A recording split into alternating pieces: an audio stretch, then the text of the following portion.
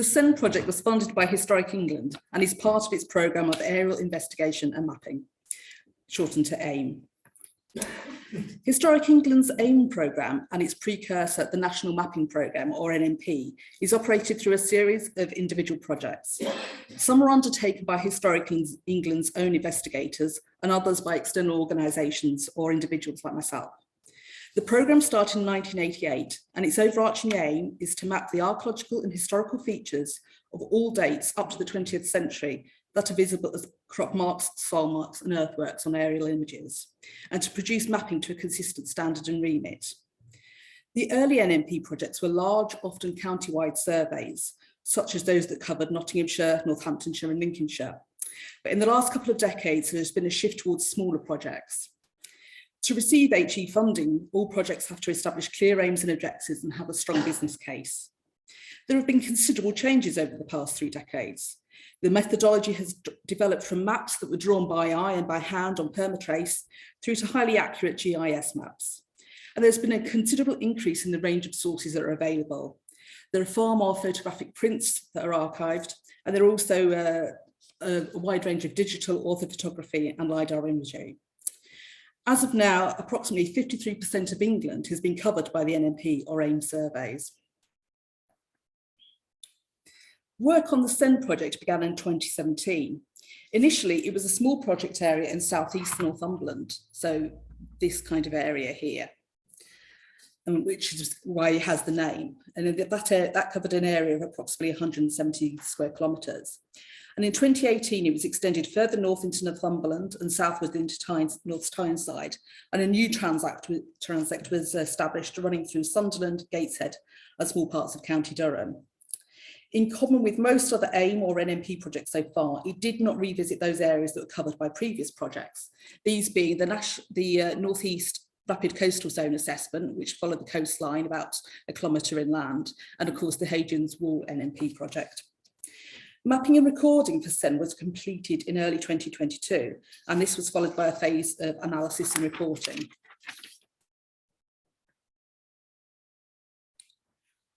A broad range of sources were used to produce the mapping for this project. We have the Historic England Archive air photo collections and other smaller air photo collections, the orthophotography from various sources, and of course the Environment Agency LiDAR data.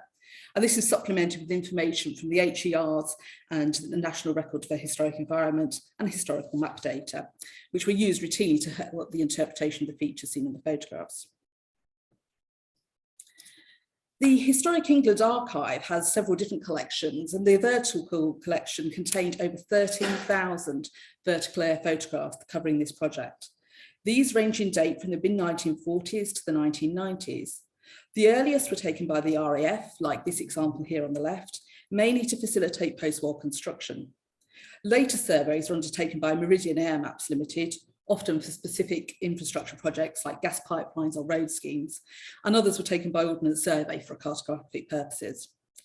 The HEA Specialist Collection also contains oblique photographs, which were taken specifically for archaeological or for heritage purposes. And these were taken by Historic England and its precursors, its own aerial photographers, and by Tim Gates and others. The Historic England Archive also has a large collection of images flown by aerofilms in the early and mid-20th century. The aerofilms collection is a diverse one and includes many quite early aerial images, such as this 1927 photograph showing Ravensworth Castle before its decline. And as you can see, the grounds are all very neatly manicured and the building is quite intact at this time. Other conventional air photos are available in the smaller collections held by the Great North Museum and Northumberland County Council.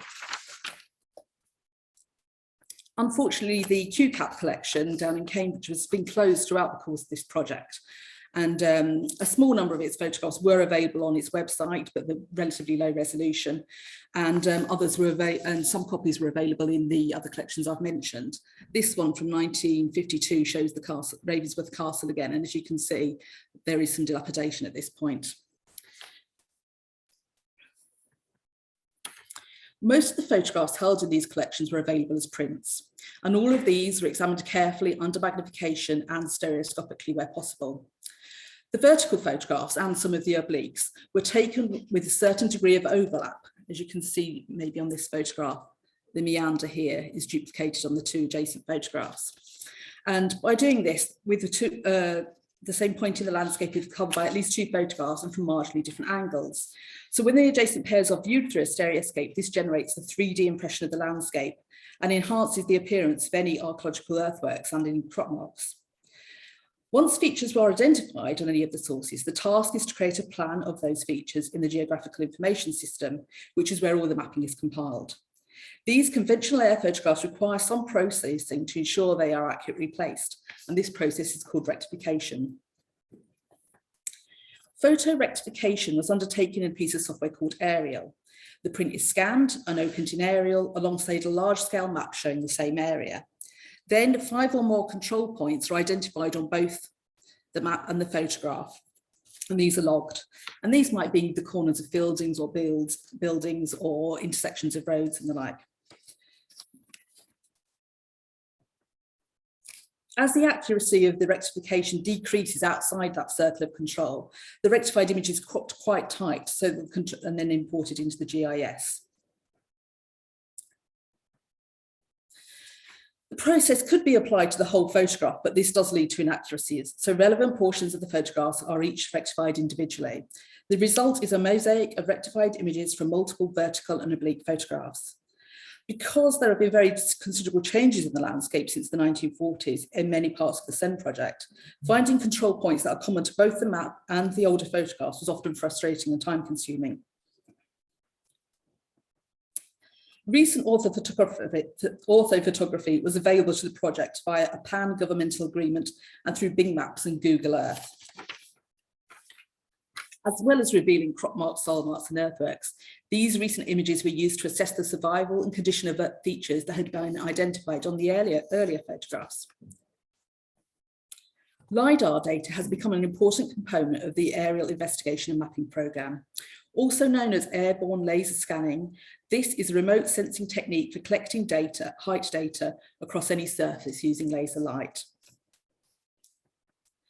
The SEND project relied on the LiDAR data collected by the Environment Agency. Unfortunately, at the time of mapping, this coverage was incomplete. Large areas were covered by only 2-metre resolution data, which is a little bit too coarse for reliable archaeological detection. And there were large tracts of land with no coverage at all. Now there is 1-metre coverage for the whole of the SEND project area. And some of this was reviewed at the end of the project for specific areas and monument types, but not at the same consistent level as other data during the course of the project. The manner in which the Environment Agency LiDAR data was used by this project evolved over time and according to the data available. But by the end of the project, the settled method was to generate 3 different visualizations. This first is a 16-direction hill shape visualization generated from the digital surface model. On this, it's possible to identify undulations in the landscape and the ground surface and the general topography. We can see the deeply incised burns, and you might also be able to see some of the archaeological features. There's a coal pit just here. Again, this is the Ravensworth Castle landscape. This image is a 16-direction hill-shaped model generated from the digital terrain model. The trees and buildings have been filtered out. Now that the topography is clearer, we can see the cut of these gullies, and we can also see the archaeological features more clearly. We can see there's coal pits here, all dotted through what is the woodland. This last visualization is an alternative way of processing the DTM. It's called a simple local relief model. General relief models convey landscape scale topography at the expense of smaller features, including archaeological earthworks. This type of visualization removes the general trend, i.e. the hills and valleys, and accentuates the appearance of smaller scale features. In this visualization, the lighter tones indicate banks and mounds, and darker tones, ditches and pits. And this visualization is particularly effective for revealing very low earthworks. And you might find that those coal pits stand out a bit more now, and they're easier to see.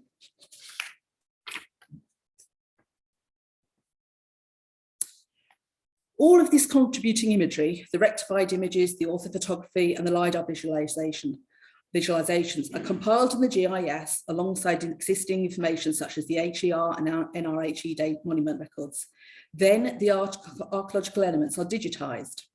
This is how building up a picture of all the evidence in the GIS. The archaeological elements are digitized to produce vector maps. Features were digitized to convey the apparent width of ditches and banks, and with careful attention to the intersections between features, the shapes of corners, and how the banks and ditches end. Obviously, this is all limited by the limitations of the earthworks and the crop marks that we see. This isn't like stripping a site and seeing things on the ground. This is all by proxy of the crop. The result is an accurate, detailed and comprehensive map of the visible archaeological and historical features. Each mapped feature is then tagged with key information. I don't know if you can see that. So it's identified by the type of feature it is, whether it's a ditch or a bank or ridge and furrow, and suggested periods and types of monuments, the form of the evidence and the sources from which the feature was mapped. And it's also tagged to the relevant monument record.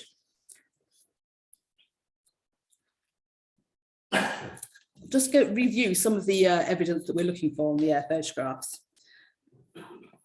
So starting with the earthworks, this LiDAR visualization nicely shows variations in survival. You can see this rectilinear enclosure at the centre here on the banks of the River Blythe. And we can see that it's quite sharply delineated earthwork here, and then less so. This has been ploughed out to a certain degree. I'm presuming the reason why that section wasn't ploughed out is because of the proximity to the steep slopes. And also you can see that variation in the ridge and furrow, nice and crisp here, deeply incised furrows. But if we move into this area here or here, much softer earthworks. And there are also a smattering of coal pits in there as well. Crop marks. Crop marks are the visual difference between plants growing over buried banks and ditches and those growing on undisturbed ground. This blue sky orthophoto shows the circuit of a large curvilinear enclosure. You might just be able to see it through there. A very fine ditch, but a very large enclosure. This was first photographed by Tim Gates back in 1994. And also the fine lines running across this enclosure, in this trend here, like that, they're probably the very base of the medieval or post-medieval plough furrows. And crop marks aren't restricted to recent or specialist photographs. You can see the outline of another enclosure, a double-ditched enclosure here on a 1940s RAF photograph. This is near Cramlington.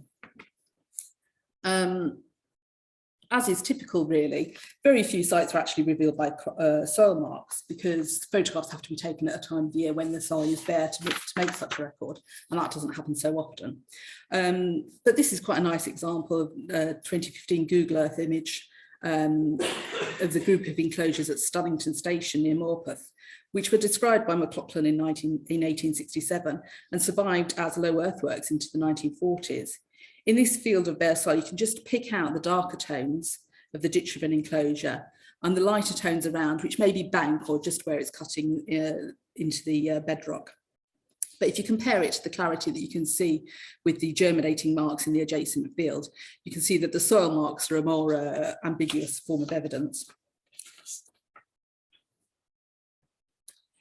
This area has a strong industrial heritage, and much of that industry was still active in the mid-20th century. Because of this, this project's remit was expanded to include more standing structures and 19th and 20th century features than most other projects in the AIM programme. This included collieries, spoil heaps, wagon ways, and even housing. Here we have two historical images of Woodhorn Colliery near Ashington, elements of which, of course, still survive in Housing Museum and Archive. The photograph on the left was taken in 1924 and at an oblique angle, and so you can see the facade of buildings and you can see their elevations, the position of windows, you can see chimneys and winding heads of machinery, the relative heights of the spoil heap and spoil heaps. And all this information helps to identify the function and of individual buildings and structures. But to rectify a photograph like that would actually spread the image out and make a bit of a mess. Whereas the image on the right is a vertical photograph. And for this, you can see a plum-like form of the features that are there. But certain features, such as that chimney, do tend to disappear when viewed directly overhead. And the project's remit also included Second World War military sites, such as this camp at Kitty Brewster Farm and the heavy anti-aircraft battery just to the south.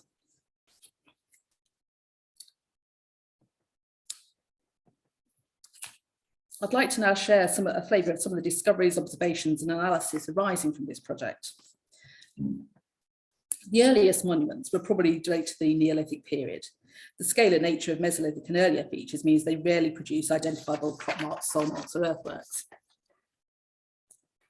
This map shows the distribution of various types of Neolithic and Bronze Age evidence, from surface finds of lithics and ceramics through to significant monuments.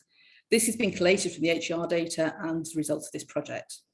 The overall distribution of such evidence is sparse, but by no means absent, and the area has yielded some quite striking monuments of possible or known Mesolithic, Neolithic or Bronze Age dates.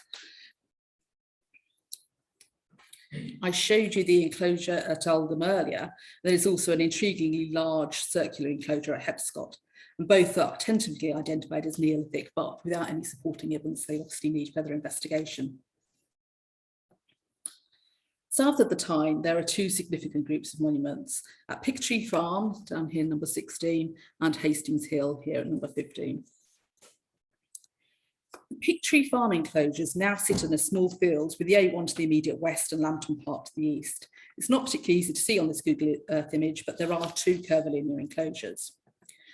The smaller of the Pigtree enclosures has opposing entrances and internal circuits of large pits.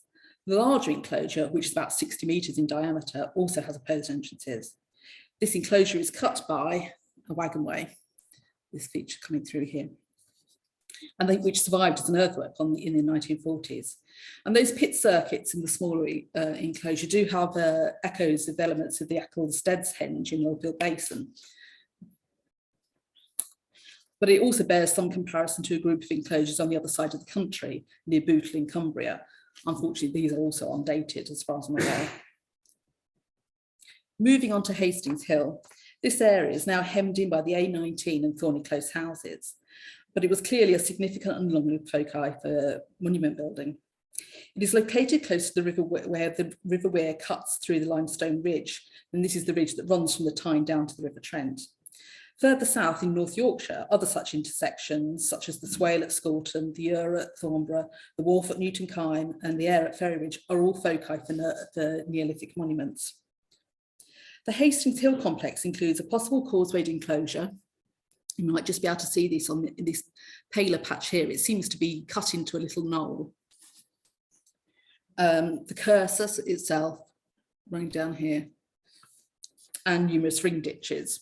And of course, a wagonway.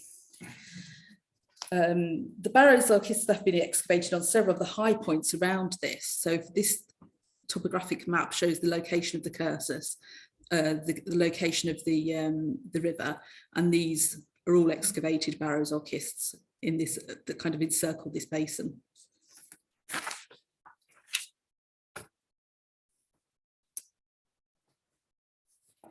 In the late 1960s, George Joby and Norman Bicord began to populate Northumberland's lowland plain with enclosures identified through aerial reconnaissance and excavation. The sites known in the late 1960s are shown here as white dots with green outlines. So these ones here. The green dots are the enclosures that have been identified and mapped by this project. And the red crosses indicate excavated examples, some by George Joby, but many as a result of developer-funded excavations in the last 20 years. The SEN data can be used in several different ways. It can generate distribution maps like this to examine relationships between the enclosures, the soils, the topography, watercourses, and of course other archaeological data such as surface finds.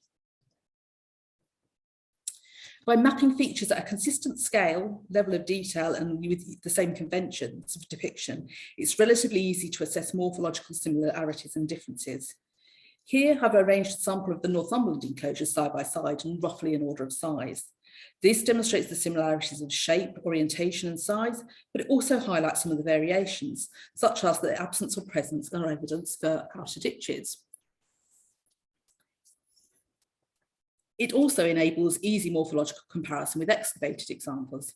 Here we can see some excavated examples with those outer ditches and how that form varies from areas that were useful and defined and zoned to a relatively small area, which may have only held a bank and a burn. With a little further work, it is also possible to extract some metric data from the mapping. Here I've calculated the internal areas of all the enclosures mapped by this project and compared those to excavated examples. As you can see, the majority of enclosures mapped for this project measure between 0.11 and 0.36 hectares. That's about 30 by 30 metres to 60 by 60 metres. And these form the majority of the enclosures. And this is similar to the size range of the excavated examples as well, these ones here. By plotting the data in this way, we can also see the outliers. In this case, the very large enclosure at Blackdean Wood in Cockle Park, Northumberland.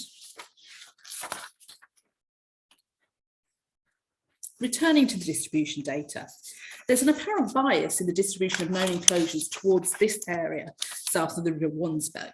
So I'm talking about this chunk of the project area here. South of the Tyne, so in this transect, the distribution is relatively sparse, and most of the examples are rather fragmentary. The land use here is inevitably a factor in survival and visibility, being industrial and densely populated. But surprisingly, this distribution thins out even more in the more rural landscapes to the west. The area to the north of the Wansbeck is predominantly rural, and so seemingly more amenable to crop mark formation than any other part of the survey area. But the distribution of enclosures here is far sparser than south of the river. Surface mining has had a significant impact on this landscape, but it does not completely account for this sparsity. And it's interesting to note that the excavations at Pegswood Farm, which is just north of the Wansbeck, are described as markedly different from the late Iron Age settlement than the distinctive enclosures. And that the unusually large enclosure in Blackdean Wood is also north of the Wansbeck. This slide focuses on the distribution of enclosures between the Newcastle conurbation and the River Wansbeck. It shows the high density of these enclosures, despite the intrusions of development and mining, where such evidence would not be forthcoming. So these large areas of pink are the areas of surface mining, where obviously the landscape doesn't survive any longer. And I've plotted out the urban areas as well. So we wouldn't really expect to have very much evidence coming from those, unless, as in these examples, they were captured on photographs that predated the surface mining. The analysis undertaken by Hodgson et al. For the Iron Age on the Northumberland coastal plain and results from other excavations at Marley Hill indicate that these enclosures represent a relatively short-lived element of a sequence of settlement that evolved from the later Bronze Age. This was a sequence that included periods of unenclosed settlement, some palisaded enclosures, and often culminated in the late Iron Age with these substantial enclosures surrounding substantial roundhouses. These other expressions of settlement are generally too ephemeral to produce crop marks. So there's only a couple of examples of the palisaded enclosures, and there's virtually no examples of unenclosed settlement. So we're missing that whole layer of Iron Age settlement from this data. But it does seem reasonable to suggest from this that some of these enclosures, these very numerous enclosures, were actually contemporary, and there was coexistence between neighbouring enclosures. In this distribution, it's tempting to see strings of 5 or more enclosures. I've highlighted some of these in orange here. Sometimes on the edge of small valleys, sometimes across watersheds. And as with that example I showed you earlier, this kind of arrangement. So we have several enclosures here dotted along, and there are actually more that are off the screen. What we do see in this Stannington example, which is relatively absent elsewhere, is evidence of some form of land division. Field boundaries and trackways are surprisingly absent in the evidence. So whether this has a suggestion of how the land was divided or the forms of land division, so maybe fences and hedges rather than ditches and banks, is still unknown.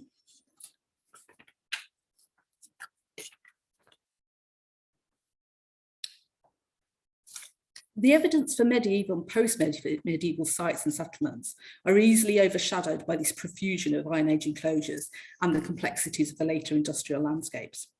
Whilst the medieval and early post-medieval remains are fragmentary or ambiguous, there are some standout sites, such as the soil marks that indicated the remains of East Brunton, I did have a slide, but I was told for copyright reasons I couldn't include it, so apologies for that. Also, the scheduled settlement remains at West Backworth and the remains at Dovecote Farm. This LiDAR visualisation shows the scheduled earthworks at West Backworth.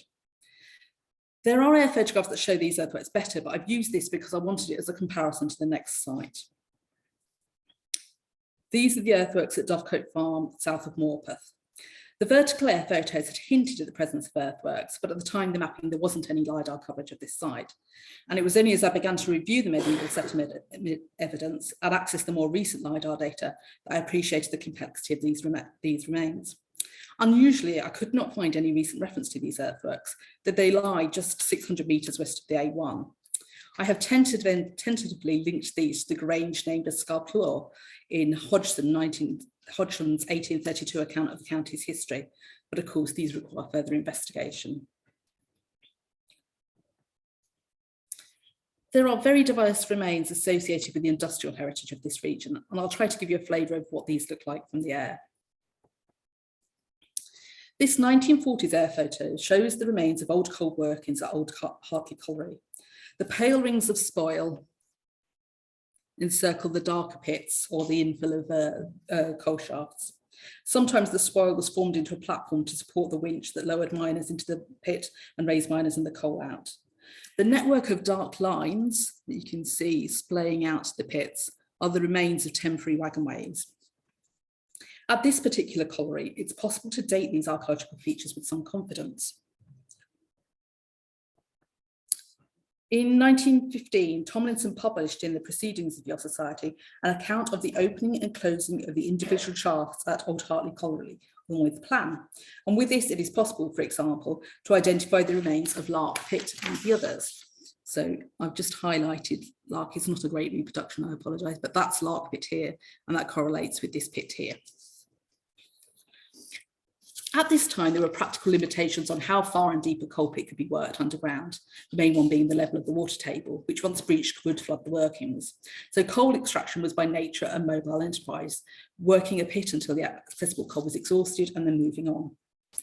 Once such limitations were overcome by the development of steam-powered engines, coal extraction could be fixed and centralised, and collieries would evolve around a common set of buildings and structures such as those we see at Woodhorn. And from that, of course, came accommodation for workers as well.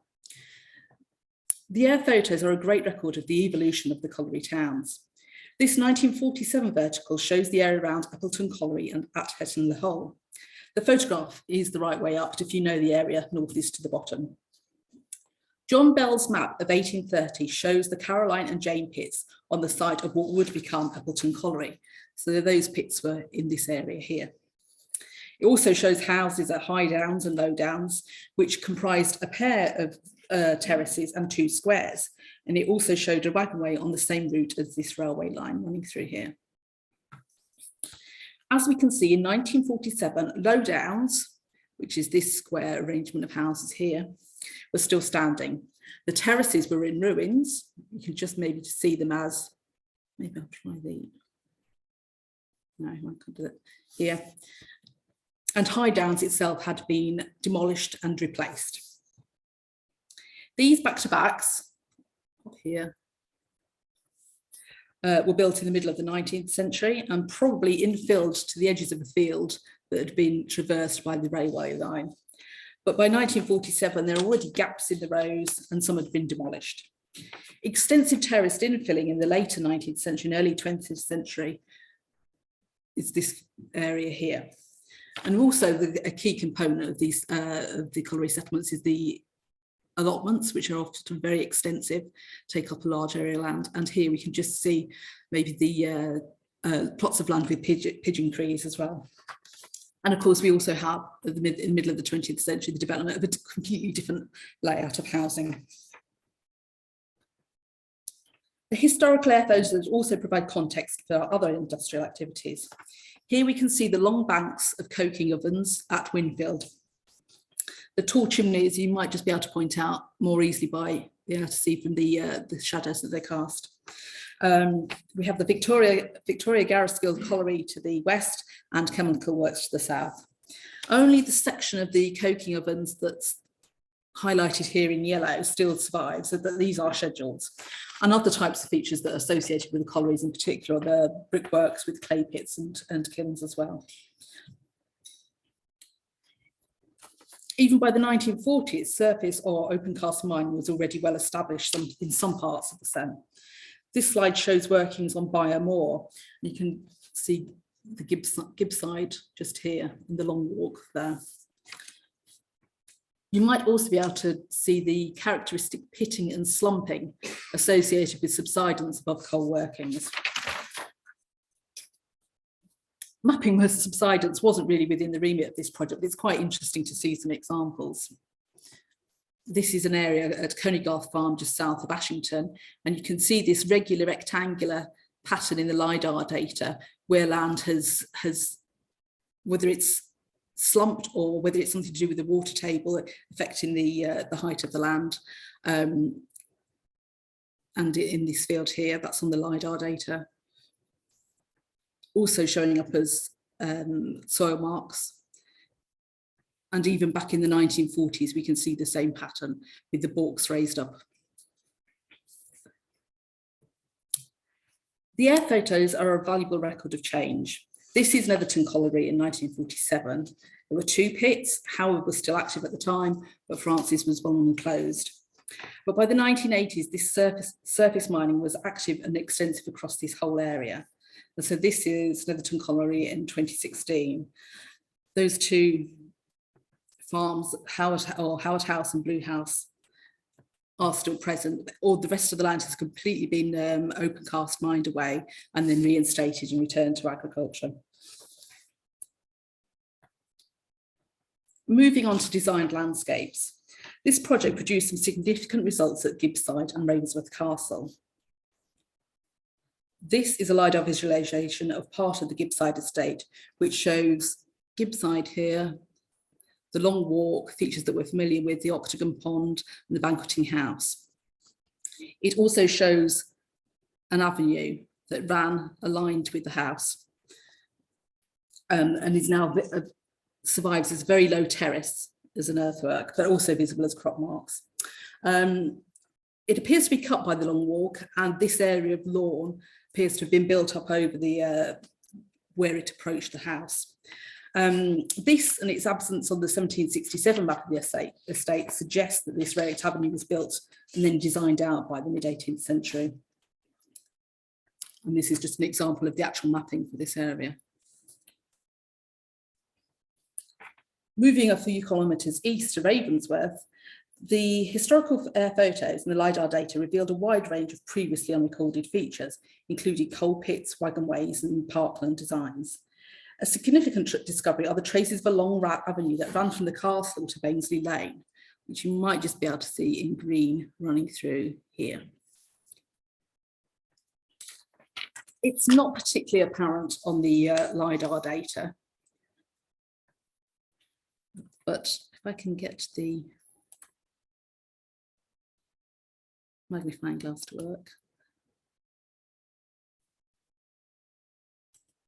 you might be able to see where it carves its way through the ridge and furrow as an area of a blank area, in parts defined by ditches on either side.